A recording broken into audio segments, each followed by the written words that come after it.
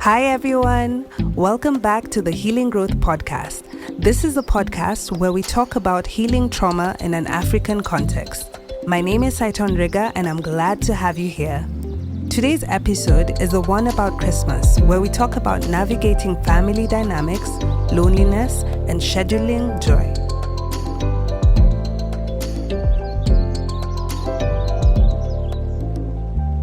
It's December. For many of us, Christmas was the best holiday there was.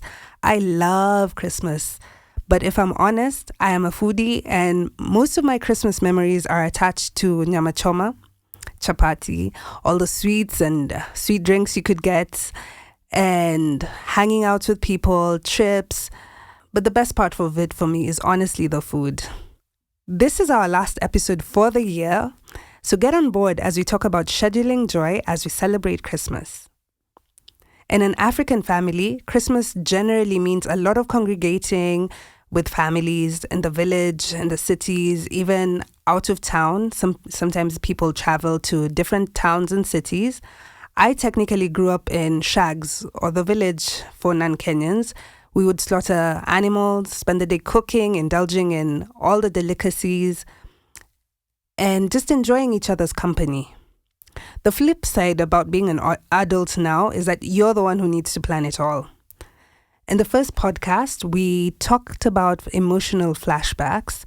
And for those who missed the episode, do go back and listen to it. Christmas is one of those seasons that is primed for emotional flashbacks. We have all the memories of the Christmas past, what we wanted them to be, what they became, and what we want our current Christmas to be like. There's an anxiety to make it perfect or to make sure that it doesn't replicate certain things of the past Christmas. There's also those of us who are lonely during Christmas. And in the midst of all of these things, we want to just delve into what it means to navigate this and schedule joy. We all have our good memories and the good things that we want to happen. It's interesting that we have an air of expectation of joy for the end of the year. So it's really hard when disappointment happens around Christmas.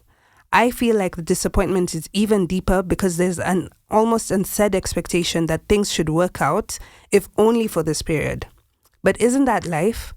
If we're honest, we've had moments of sadness, and often avoiding them or avoiding thinking about them doesn't really help because it takes away our power when we're caught off guard. So let's talk a little bit about what we can do to ensure that we enjoy this time and are better able to cope with whatever we find on our path. Like I said, Christmas is about people. It's also when we see loved ones. It's also when we see the summer bunnies. It's when we plan road trips or finally meet up with the people you've been too busy to meet up with all year. There's a thing about Christmas where time seems to almost stop and there's no expectation of being somewhere the next day. I think it's one of the things I love most about it.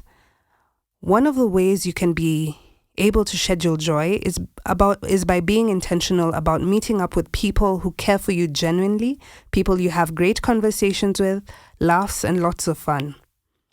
One of the things about life nowadays is that we spend a lot more time working, going back to school, doing side hustles and businesses, and so we end up having less time to interact with those who fill our cups.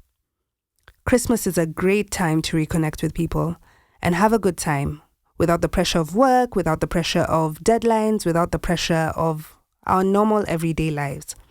As a parent, you can let Christmas be the one time that you're a little lax on the bedtime and let the kids sit and watch Christmas movies and play games and just enjoy and indulge in the joy of Christmas. There is a loneliness epidemic of sorts, and especially during COVID when we were stuck at home.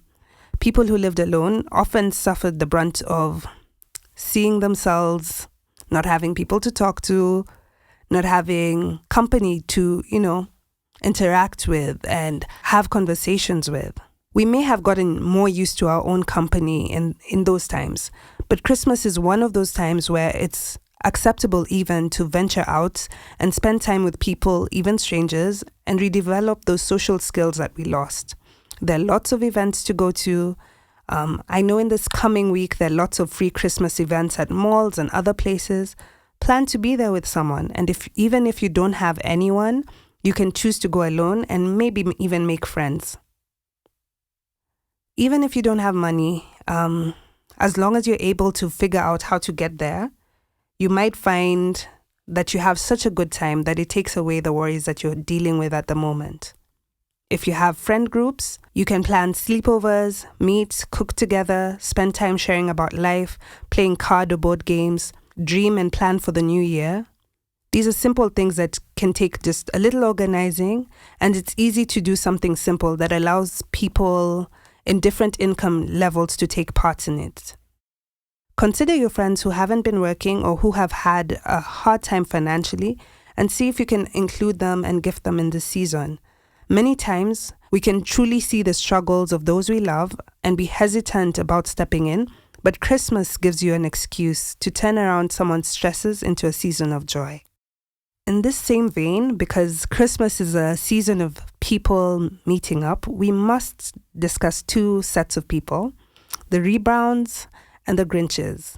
The rebounds are the people who, because they get lonely during Christmas, they decide to hit you up to see if the loneliness has made you lower your standards a little bit. It's a well-proven tactic, and for sure, one of the things that you can do is schedule time with the folks who genuinely and truly have your interests so that you don't feel the deep loneliness that allows you to step back into spaces that you should have left. Something about the expectations that we have for Christmas make it easier for people to take advantage of us. Sometimes, be it the summer bunny who ghosts you the whole year or the person who you'd finally left for real, they kind of understand the loneliness, and because of that, we can often be vulnerable to that. Decide early enough what you're going to do and plan to make sure that you're with people who care about you so that you don't need to step back into that. Let's go into the Grinches. A Grinch is defined as a mean-spirited person who spoils the enjoyment of others, or a spoilsport or killjoy. I will put a couple of people and emotions into this category, and let's start with the most difficult one, family. As you're doing the healing work and the internal work on your feelings, your unmet needs, and processing your childhood trauma, you realize that there are dynamics within the family that don't work or that have been harmful. Christmas is a time when we inadvertently step back into whatever these dynamics were. Like we discussed in the last episode, deciding to put the responsibility of change on others is a strategy that doesn't work. We are responsible for ourselves, and we can only make the changes that we need for ourselves. When it comes to interacting with family, it brings in another aspect known as dealing. Dealing is defined as how you interact with others by using emotional regulation skills, aka calming down, taking a deep breath, choosing not to fight back with the same intensity. That's all emotional regulation skills to make interaction safer for you. One of the other things that dealing includes is managing expectations, healthy boundaries, and clear communication. There's different levels of this, but I'm speaking especially to the people who are very early in their healing journey and haven't made decisions on how to engage. One of the easiest things to do is detached observation. Detached observation is when you choose not to react to the usual provocation, but create distance mentally. Usually what this means is you have to have a calming phrase or a thing that you repeat to yourself in your head that stops you from saying the things that you want to say that will start the fight or things that will be hurtful. Just allowing yourself to take a step back no matter what is said to you, at least in the beginning, so that you can be able to understand what's going on. Usually what that means is that you need a calming phrase to repeat in your head, a phrase that will stop you from reacting, from fueling the fire, fueling the fight, something that allows you to take a deep breath and monitor what exactly comes out of your mouth next.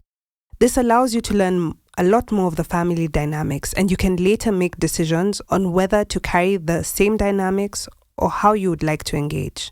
Another thing is to be clear about the personal triggers and work around them. Some have boundaries.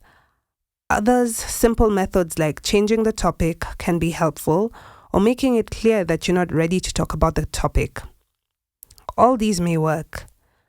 Sometimes you may need to be a little bit clever about how you handle these things, especially if you're not ready for confrontation. You can talk about neutral topics, and you can always take a breather in the bathroom to self-soothe and to remind yourself that you are important and valuable, for example, if you have a critical parent. You know how in game shows there's the call a friend option? Make sure you have 1 or 2 people that you can either call or send a voice note to help you process and decompress. Another thing is notice the emotions that you feel. Note down the whys and later on explore it with your therapist. Schedule joy, especially with people that have your true interests at heart, people who accept you. After involving interactions, whether it's walks in nature or music or phone calls or even a Christmas movie. Do whatever it is that you need to recover from the interactions that you have. Another type of Grinch is the tired folks. Now, the truth about Christmas gatherings is that there's often a lot of work that goes into feeding people, entertaining people, and maintaining the household. Dependent on your culture and family, majority of the work falls on women. In fact, the question is the degree of the work that is not on them. To be honest, it can be very exhausting. There's an endless load of things to be done, and sometimes the short-temperedness and lack of patience is just from doing way too much when ideally they should be resting. December is also when most nannies are on leave, so even with the kids, there's a lot more on the plate. What you can do is plan how to manage things to allow people to have a rest and a break. Given that in most African cultures, the care work is a woman's domain, do something that would be appreciated and it doesn't need to be anything complex. Playing with the kids, organizing food, doing activities like walks with the kids, setting up movies and things for the people who are always taking care of you goes a long way in ensuring that people are less impatient, less grinchy, and allows you guys to have a wonderful Christmas together. Do things that allow people to rest. Understand that this may be a reason why people are unusually short-tempered and cut folks some slack even as you lighten the load. The final Grinch is resentment and envy. Now, I'm aware that these are emotions, but these definitely come into play in family gatherings. One of the difficulties of being together is seeing how far others have gone when you feel like you haven't made the progress that you would have liked to make. This can definitely turn your mood, but it's important to realize that this is human and you can handle it better. One way is to detail your own accomplishments without comparison, genuinely and with appreciation. Celebrate yourself. We've all made progress. It might not be the progress that you intend, but you've definitely made progress. Appreciate yourself for that. Then, realistically set goals for the next year. The beauty about being at the end of the year is that the new year comes with lots of hope. Set the goals about where you want to be and plan and dream around that. Finally, if you need, you can get comebacks to stop comparison from people around you and just be skillful around managing this as well. It's not ideal, but it's best if you know what to expect and how to handle it. Try and spend time each day reviewing and checking in with yourself so that you can be more intentional the next day about doing what you love to do and doing things that fill your cup to counter whatever hard experiences you're having. Finally, for me, another important thing is spiritual vulnerability. Christmas is the time we set aside to celebrate the birth of Christ. If you think about what it takes for an all-powerful God to come down in the form of a human baby, I consider babies the most vulnerable of us humans. Also powerful, and yet in a manger with animals. This year and the past couple of years have been a different type of difficult for many of us, myself included. Although I am immensely grateful for the work I have been able to do and the Saiton that has emerged out of this, I can say it has been one of the hardest experiences I've ever had. For those of you still in that place where things don't seem to make sense, thank you that you're here. Even despite all the difficulties, you've made it to here. I know it feels like you've prayed all the prayers you could pray and introspected and reflected as much as you could have and put yourself out there as much as you could have, yet things haven't panned out how you expected. What I'm learning is that life has its seasons. Many, many people go through this, but in different ways. It results in a different level of growth, yanks you from the path that you thought you should have been on to a complete unknown. My last difficult season was 2008 to 2009, maybe till mid-2010. I had planned my entire life from when I was 9 to go to the US. And in that season, my last opportunity fell apart so massively that there was no way out. So I did what I knew how to do at the time, survive. I had a job where I was making $10,000 a month, barely enough to survive, but enough to help me escape from what I had always known. It was supplemented here and there by writing online and by family members, but it was also the time when I felt I had to depend on myself. It was also the most alone I had ever felt of being. I also at that time dropped out of university because of fees, and it was disappointing because I'd struggled so much to stay in school. I numbed with Twitter and the TV show The Wire. I felt in that season I really hovered around life and death, which is probably why I've never been able to watch The Wire again. The desperation and desolation in my life was too realistically replicated in the show. And the things that I loved to do did not give me any more fun. I remember being aware that I had only two options: to go deeper into the numbing by looking for stronger things, or to walk away from it all. From the first option, I had a sense that I may not have survived that. The second meant walking away from everything I knew and starting again. I chose to start again in the unknown and the difficulties. And so for you, I say, in the unknown and the difficulties, God is here with you. The promise is that He is close to the brokenhearted. And for sure, in this season, many of us have had deep heartbreak from parents, siblings, partners, spouses, jobs, careers, businesses, and dreams, and yet He is still close to you. In this season, I ask you to take the chance to be spiritually vulnerable with God about all your disappointment and expectations, how you felt let down, and ask Him to show up unmistakably in your life. That path led me down to some of my greatest blessings. And yet I know if I hadn't had the courage, I would not be here. This time in 2020 to 2022 has been, in many ways, infinitely more difficult.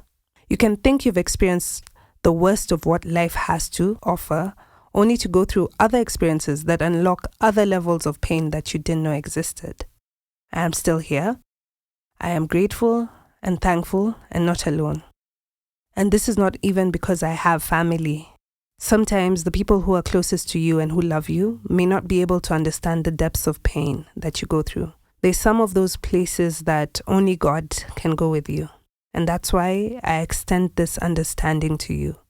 I pray that you will open your heart and that God will find you in the miracle of the vulnerable baby Jesus and the closeness to your broken heart, that you may find hope and that He may lead you to where there is fullness of joy. That's all for today, and here's to wishing you an intentionally joyful Christmas and a wonderful New Year. Thank you for listening to the Healing Growth Podcast. You can find us on Instagram as healing.growth and on Facebook as Healing Growth. Thank you for listening. Please share this podcast with your friends and follow us on Instagram and Facebook. My name is Saiton from Healing Growth, and have a Merry Christmas and a Happy New Year.